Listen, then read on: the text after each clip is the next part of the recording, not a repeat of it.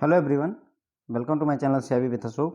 Friends, आज हम bank promotion exam से रिलेटेड प्रायोरिटी सेक्टर में पार्ट 6 करने वाले हैं। तो इसमें हम देखेंगे फ्रेंड्स जो है मिसलेनियस टॉपिक्स जो बच गए हैं प्रायोरिटी सेक्टर लेंडिंग से रिलेटेड। पीएसएल का मतलब फ्रेंड्स होता है प्रायोरिटी सेक्टर लेंडिंग से रिलेटेड। तो उसमें कुछ बातें ऐसी थी जो कि मतलब हम पिछले लेक्चर्स में नहीं कर पाए हैं, तो उनको यहाँ पर हम कवर करेंगे। तो देखिए, बैंक क्या करता है, bank loans to NBFC for on lending. तो बैंक क्या करते हैं, नॉन बैंकिंग फाइनेंशियल जो कंपनी होते हैं उनको लोन दे देते हैं ताकि वो फर्दर आगे बढ़ करके जो है और लोगों को लोन बांट सके। ठीक है, तो उस केस में लिमिट क्या होगी, प्रायोरिटी सेक्टर में कितना अकाउंट होगा कितना नहीं काउंट होगा, उसके बारे में हमें जानना है। Bank credit to registered NBFC for on lending will be eligible for classification as priority sector under respective category subject to following condition. तो अगर ये कंडीशन फुलफिल होती हैं तो उन्हें हम प्रायोरिटी सेक्टर का लोन मानेंगे। देखिए, पहला है एग्रीकल्चर के लिए अगर जो है on lending by NBFC for agriculture will be allowed up to 10 lakh per borrower. ठीक है, तो बैंक ने क्या किया, बैंक ने लोन दे दिया उठा करके किसको, एनबीएफसी को। एनबीएफसी उसको फर्दर जो है किसानों को लोन दे रही है, लोगों को लोन दे रही है। तो अगर एग्रीकल्चर से रिलेटेड लोन दिया है एनबीएफसी ने तो 10 लाख रुपए तक का जो लोन होगा वो आपका प्रायोरिटी सेक्टर में काउंट होता है। उसी जगह पर अगर एनबीएफसी लोन दे रही है किसको, स्मॉल और माइक्रो एंटरप्राइजेज के लिए लोन देती हैं, तो 20 लाख रुपए पर बारोवर तक का जो लोन होगा वो आपका प्रायोरिटी सेक्टर लेंडिंग का पार्ट होता है। ये सारे क्वेश्चंस आपसे पूछे जाते हैं फ्रेंड, बहुत सारे एग्जाम्स में जितने भी प्रमोशन के एग्जाम होते हैं घूम टहल करके ये क्वेश्चंस आते ही रहते हैं। ओके, तो क्लियर हो गई बात कि बैंक क्या करता है, एनबीएफसी को लोन देता है, एनबीएफसी क्या करती है, फर्दर बारोअर्स को लोन देती है। तो अगर 10 लाख रुपए का लोन एग्रीकल्चर फील्ड में दिया जाता है, 10 लाख रुपए तक का लोन अगर एग्रीकल्चर फील्ड में दिया जाता है तो उसे हम क्या कहेंगे, प्रायोरिटी सेक्टर लैंडिंग बोलेंगे। और अगर जो है माइक्रो और स्मॉल एंटरप्राइजेज के लिए लोन देता है एनबीएफसी तो उस केस में 20 लाख रुपए पर बारोअर तक का जो लोन होता है, माइक्रो और स्मॉल एंटरप्राइजेज को दिया गया लोन, वो क्या कहलाएगा, प्रायोरिटी सेक्टर लैंडिंग कहलाएगा। तो यहाँ पर डायरेक्टली बैंक जो है प्रायोरिटी सेक्टर को लैंडिंग नहीं कर रहा है, बल्कि एनबीएफसी जो है प्रायोरिटी सेक्टर को लैंडिंग कर रहा है,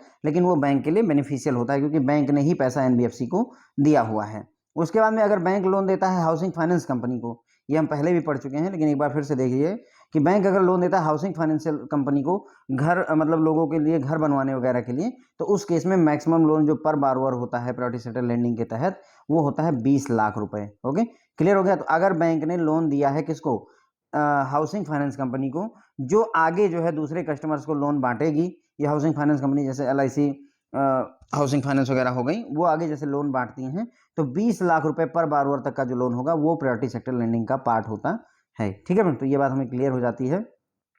तो हमने देख लिया कि अगर बैंक लोन देता है एनबीएफसी को और एनबीएफसी फर्दर लोन बांटती है, ऑन लैंडिंग करती है, तो 10 लाख रुपए तक का लोन अगर एग्रीकल्चर की फील्ड में दिया जाता है तो वो प्रायोरिटी सेक्टर में आता है। माइक्रो और स्मॉल एंटरप्राइजेज को अगर जो है एनबीएफसी ने लैंडिंग कर रखी है तो 20 लाख रुपए तक का लोन जो है प्रायोरिटी सेक्टर में आता है। ओके, उसके बाद में इसी तरीके से अगर बैंक ने हाउसिंग फाइनेंस कंपनी को पैसा दे रखा है, लोन दे रखा है, और वो housing finance company further customer को घर बनवाने के लिए लोन देती है, तो 20 लाख रुपए तक का जो लोन होता है वो आपका प्रायोरिटी सेक्टर का पार्ट होता है, प्रायोरिटी सेक्टर लैंडिंग का पार्ट होता है। उसके बाद में हम देखेंगे फ्रेंड्स कि अगर मान लीजिए कोई बैंक जो है प्रायोरिटी सेक्टर का टारगेट अचीव नहीं कर पाता है तो जो शॉर्टफॉल होता है फ्रेंड्स उसे जमा करना पड़ता है कहाँ, रूरल इंफ्रास्ट्रक्चर डेवलपमेंट फंड में, आरआईडीएफ में। अगर कोई बैंक जो है अपना प्रायोरिटी सेक्टर का टारगेट नहीं पूरा कर पाता है, जितना टारगेट जैसे मान लीजिए 300 करोड़ रुपए का अगर टारगेट एलोकेटेड था और उसने 295 करोड़ रुपए तक ही अचीव किया, तो जो 5 करोड़ रुपए हैं उसे आरआईडीएफ में जमा करना पड़ता है बैंकों को। आरआईडीएफ क्या होता है, रूरल इंफ्रास्ट्रक्चर डेवलपमेंट फंड कहलाता है, इस्टेब्लिश्ड विद नाबार्ड। और ये आरआईडीएफ किसके पास होता है, नाबार्ड के पास में ये फंड होता है आरआईडीएफ वाला। ठीक है, या फिर जो है अगर आरबीआई चाहे तो जरूरी नहीं कि आरआईडीएफ में ही जमा करवाए, उसके अलावा तो यदि आरबीआई चाहे तो वो पैसा जो है नाबार्ड, एनएचबी, सिडबी या मुद्रा लिमिटेड वगैरह में भी जो है जमा करवा सकता है as decided by Reserve Bank of India from time to time. वैसे बेसिकली कहाँ जमा होता है, रूरल इंफ्रास्ट्रक्चर डेवलपमेंट फंड में जमा होता है जो कि नाबार्ड द्वारा इस्टेब्लिश किया गया है। लेकिन यदि आरबीआई चाहे तो वो यहाँ पर भी किसी और जगहों पर भी कह सकता है कि आप यहाँ पर आरआईडीएफ में जमा करके आप सिडबी के साथ पैसा जमा करिए या मुद्रा के साथ पैसा जमा करिए, वो बैंक आरबीआई के ऊपर होता है फ्रेंड्स। ओके, उसके बाद में बात करेंगे common guidelines on priority sector loan. तो प्रायोरिटी सेक्टर के लोन के बारे में कॉमन गाइडलाइन की अगर हम बात करें, रेट ऑफ इंटरेस्ट क्या होगा प्रायोरिटी सेक्टर लोन का, the rate of interest on bank loans will be as per directive issued by department of regulation Reserve Bank of India from time to time. तो जो priority sector loan आप बांटते हैं या bank बांटता है उस पर जो रेट ऑफ इंटरेस्ट होता है वो जो गाइडलाइन इशू की जाती है department of regulation, DOR, reserve Bank of India का एक डिपार्टमेंट होता है, डिपार्टमेंट ऑफ रेगुलेशन, उसके द्वारा जो डायरेक्टिव इशू किए जाते हैं उसी के आधार पर ही डिसाइड किया जाता है कि रेट ऑफ इंटरेस्ट क्या होगा। उसके बाद में बात करेंगे कि 25,000 रुपये तक का अगर प्रायोरिटी सेक्टर का लोन है तो उसमें सर्विस चार्ज कितना लगता है। ध्यान, ये क्वेश्चन पूछा जाता है कि अगर 25,000 रुपये तक का लोन या प्रायोरिटी सेक्टर का कितने अमाउंट तक का लोन जो है जिस पर कोई भी जो है सर्विस चार्ज नहीं लगता है, तो ध्यान रखिएगा 25,000 रुपये तक का लोन अगर दिया जाता है किसी कस्टमर को प्रायोरिटी सेक्टर के तहत, तो ना तो no loan related or ad hoc service charges inspection charges should be levied. ठीक है, लोन से रिलेटेड या सर्विस से रिलेटेड कोई भी या इंस्पेक्शन से रिलेटेड कोई भी चार्ज जो है 25,000 रुपये तक के लोन पर नहीं अप्लाई किया जाता है। ना तो कोई कोलेट्रल मांगा जाएगा और ना ही कोई मार्जिन मांगा जाता है इस अमाउंट के लोन के लिए, ध्यान रखिएगा। तो अगर हम कहें 25,000 रुपये तक का प्रायोरिटी सेक्टर का जो लोन होता है, no collateral, no margin, no loan related charges, no inspection charges, no other ad hoc charges, कोई भी चार्ज लगता नहीं है। ओके, और in the case eligible priority sector loans to SHG JLG limit will be available per member and not group whole. ध्यान रखिएगा कि अगर मान लीजिए कोई लोन जो है आप SHG को दे रहे हैं, सेल्फ हेल्प ग्रुप को दे रहे हैं, अब SHG में जो है 10 से लेकर के 20 मेंबर तक हो सकते हैं, तो क्या ये 25,000 रुपये की लिमिट पूरे सेल्फ हेल्प ग्रुप पर लागू होती है या हर एक मेंबर पर लागू होती है, यही कहना चाह रहे हैं। तो ध्यान रखिएगा SHG के हर एक मेंबर पर ये लिमिट लागू होती है, यानी कि अगर कोई सेल्फ हेल्प ग्रुप में मान लीजिए 10 मेंबर हैं फॉर एग्जांपल, तो हर एक को 25,000 रुपये तक का लोन जो दिया जाएगा उस पर कोई भी सर्विस चार्ज लागू नहीं होगा, कोई कोलेट्रल नहीं मांगा जाएगा, कोई मार्जिन नहीं मांगा जाएगा। क्लियर हो गया? तो चाहे सेल्फ हेल्प ग्रुप हो चाहे ज्वाइंट लायबिलिटी ग्रुप हो, किसी के ऊपर भी, पूरे ग्रुप पर ये लागू नहीं होता, हर एक मेंबर के ऊपर ये लिमिट लागू होती है 25,000 रुपये की। ठीक है, तो अगर मान लीजिए 20 मेंबर हैं किसी सेल्फ हेल्प ग्रुप में, तो हर एक मेंबर अगर चाहे तो 25,000 रुपये तक का अगर लोन लेगा तो हम उससे ना तो कोई कोलेट्रल मांगे ना मार्जिन मांगेंगे। ओके, एज ए ग्रुप नहीं ट्रीट किया जाता है, इंडिविजुअल को ट्रीट किया जाता है यहाँ पर बस। ठीक है, तो ये बात भी हमने समझ ली कि अगर कोई बैंक अपना टारगेट अचीव नहीं करता तो उसको पैसे कहाँ जमा करने पड़ते हैं, shortfall rural infrastructure development fund, जिसको एस्टेब्लिश किया गया है नाबार्ड के द्वारा। इसके अलावा अगर RBI चाहे तो वो नाबार्ड में, NHB में, नेशनल हाउसिंग बैंक, SIDBI में, है ना, उसके बाद में मुद्रा में कहीं पर भी पैसे जमा करवा सकता है, जरूरी नहीं कि सिर्फ RIDF में ही करवाए। उसके बाद कॉमन गाइडलाइन अगर प्रायोरिटी सेक्टर की बात करें तो रेट ऑफ इंटरेस्ट डिसाइड होता है डिपार्टमेंट ऑफ रेगुलेशन RBI के द्वारा। RBI का डिपार्टमेंट ऑफ रेगुलेशन जैसा डायरेक्टिव इशू करता है उसी हिसाब से प्रायोरिटी सेक्टर के रेट ऑफ इंटरेस्ट को हम डिसाइड करते हैं। उसके बाद में अगर 25,000 रुपये तक का कोई प्रायोरिटी सेक्टर का लोन लेता है कोई भी व्यक्ति, तो ना तो उससे आप कोई कोलेट्रल मांगेंगे ना ही उससे कोई मार्जिन मांगेंगे। ठीक है, कोलेट्रल मतलब कोई चीज़ गिरवी रखवाना होता है। मार्जिन का मतलब जैसे अगर मान लीजिए 1 लाख रुपए का लोन है और आपसे कहा गया कि 10% मार्जिन है, इसका मतलब हुआ कि उस 1 लाख रुपए में से 10% आपको अरेंज करना है, 90% बैंक फाइनेंस करता है। ओके, तो यहाँ पर कोई मार्जिन मांगने की जरूरत नहीं है। 25,000 का 25,000 पूरा लोन सैंक्शन हो जाता है।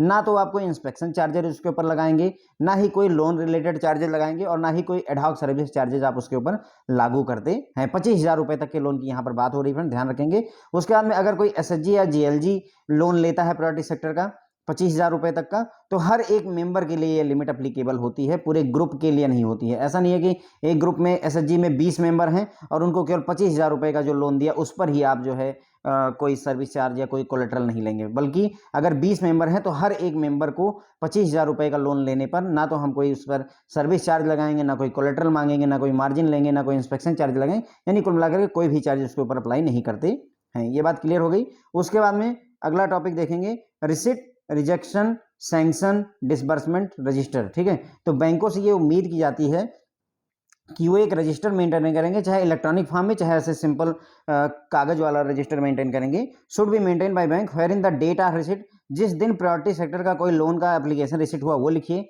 सैंक्शन के बारे में लिखिए, रिजेक्शन के बारे में लिखिए, disbursement with reason should be recorded. तो ये सारी चीज़ें कारण के साथ लिखेंगे कि हमने रिजेक्ट क्यों किया वो भी लिखिए, डिसबर्समेंट किया तो क्यों किया, सैंक्शन किस डेट को किया, कब रिसिट हुआ, ये सारी चीज़ों को एक रजिस्टर मेंटेन करना होता है या एक इलेक्ट्रॉनिक रजिस्टर मेंटेन करना होता है हर एक बैंक को।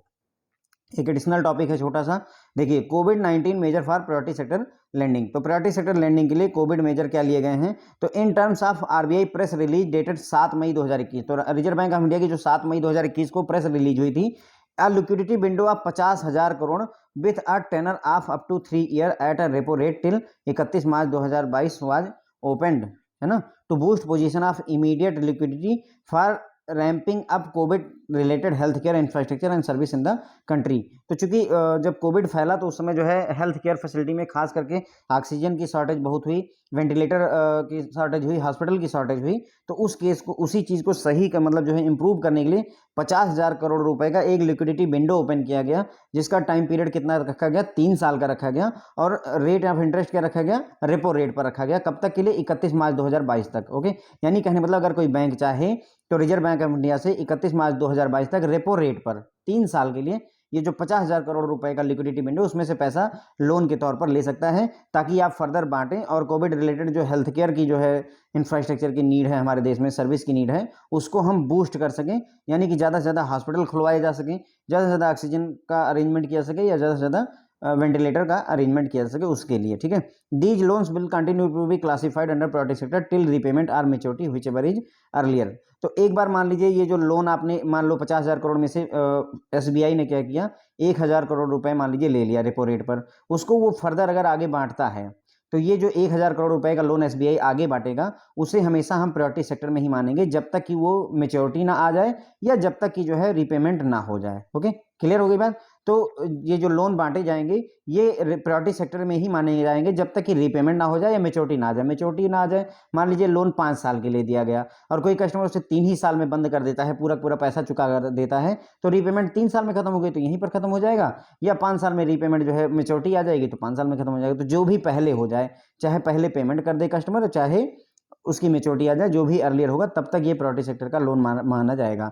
Bank will deliver these loans to borrower directly or through intermediary financial entity regulated by RBI. तो बैंक चाहे तो ये जो लोन है, जैसे मैंने अभी आपको बताया कि पूरा 50,000 करोड़ रुपए का एक मतलब जो है मूल मतलब धन तैयार किया गया है बैंक द्वारा, रिजर्व बैंक द्वारा एक 50,000 करोड़ रुपए का एक लिक्विडिटी विंडो जो बनाई गई है, उसमें से जो है कोई बैंक अगर चाहे तो पैसा ले करके, चाहे तो डायरेक्ट अपने बारोअर को लोन दे दे, या वो चाहे तो किसी एनबीएफसी वगैरह के थ्रू भी जो है लोन को आगे बांट सकता है, कोई दिक्कत इसमें नहीं होनी है। ठीक है, तो ये इतनी बातें हमने यहाँ पर क्लियर कर ली कि कोविड-19 में जो प्रायोरिटी सेक्टर लैंडिंग में क्या क्या कदम उठाए गए सरकार के द्वारा। सरकार ने 50,000 करोड़ रुपए का एक लिक्विडिटी विंडो बनाया, 3 साल के लिए बनाया है, रेपो रेट पर दिया है और 31 मार्च 2022 तक। ये जितने भी रेट टर्म्स हैं इंपॉर्टेंट हैं।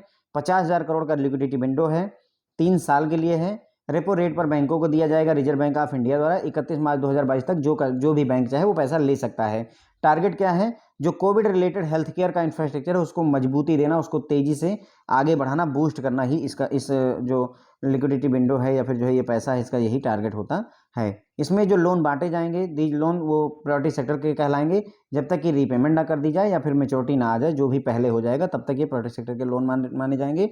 बैंक चाहे तो खुद ही अपने बारोअर्स को ये लोन दे सकता है, ऑक्सीजन प्लांट लगाने के लिए, वेंटिलेटर्स परचेज करने के लिए, हॉस्पिटल खोलने के लिए, या फिर किसी इंटरमीडिएटरी जैसे एनबीएफसी वगैरह के थ्रू भी जो है, रिजर्व बैंक ऑफ इंडिया के द्वारा रेगुलेटेड जो एनबीएफसी वगैरह होती हैं उनके थ्रू भी बैंक चाहे तो लोन को बंटवा सकता है, कोई दिक्कत नहीं। जैसे कि यहाँ पर अभी हमने देखा नहीं था कि एनबीएफसी को देता है बैंक, देखिए ऑन लैंडिंग के लिए, एग्रीकल्चर के लिए, देख नहीं रहे हैं कि बैंक क्या करता है, एनबीएफसी को लोन देता है कि आप एग्रीकल्चर के क्षेत्र में अगर बांटेंगे तो 10 लाख रुपए तक का लोन प्रायोरिटी सेक्टर में आएगा। अगर इस माइक्रो स्मॉल के लिए करेंगे तो 20 लाख रुपए तक का लोन जो है माइक्रो स्मॉल में आता है। ठीक है, तो इसी के साथ में हमारा ये टॉपिक भी खत्म हो जाता है यहाँ पर प्रायोरिटी सेक्टर। अब हम आगे जो है कुछ गवर्नमेंट स्कीम जैसे पंडित दीनदयाल अंत्योदय योजना वगैरह है उनके सब के बारे में, या फिर नेशनल रूरल लाइवलीहुड मिशन है, नेशनल अर्बन लाइवलीहुड मिशन है, इन सब के बारे में पढ़ेंगे friends. Okay, thank you so much.